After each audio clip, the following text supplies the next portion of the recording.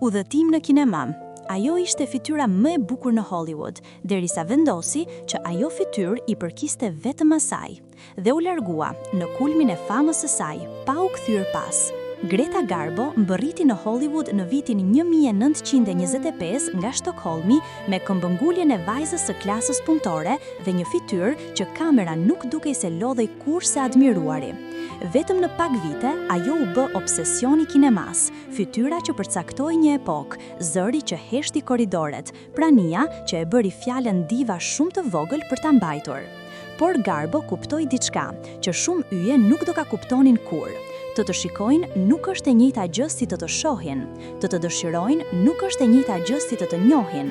Ajo dikur tha, të jesh grua është një detyrë tmerrsisht e vështirë, pasi duhet të merresh kryesisht me burrat. Tingëllon si shaka, por ishte lodhje, jo ironi. Ajo kishte mësuar të luante skenarin që bota prishte nga çdo grua, buzëqeshje për gazetarët, disponueshmëri për fotografët, sakrificat e heshtura midis asaj që donte dhe asaj që kishte për të dhënë. Dhe në një moment të caktuar, ajo u lodh nga ai rol, kështu që ajo e rishkroi. Në një industri të ndërtuar mbi kontrollin, ku studioti zotëronin aktorët si pronë, duke vendosur emrat e tyre, imazhet e tyre dhe madje edhe lidhjet e tyre dashurore, Garbo guxoi të paimagjinueshmen. Ajo i menaxhoi kontratat e saj si një fush beteje.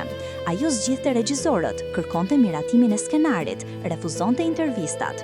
Kur gazetarët e ndiqnin, ajo nuk buzëqeshte me mirësjellje. Ajo u kthente shpinën dhe largohej. Privatësia nuk ishte një ëndër, ishte një rregull. Hollywoodi nuk mund ta konceptonte.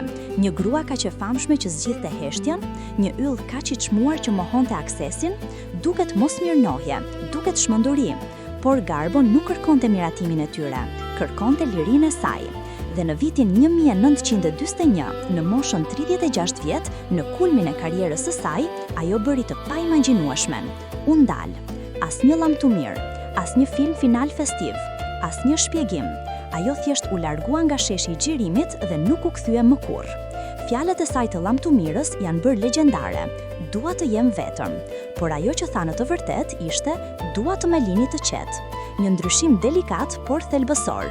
Nuk po refuzonte botën, po sharohej prej saj. Ajo u zhvendos në New York dhe jetoi atje për gati 50 vjet.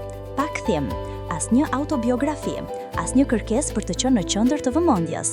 Shëtiti në Central Park, lexoi, takoi miq sipas kushteve të saj dhe la misterin të bënte pjesën tjetër.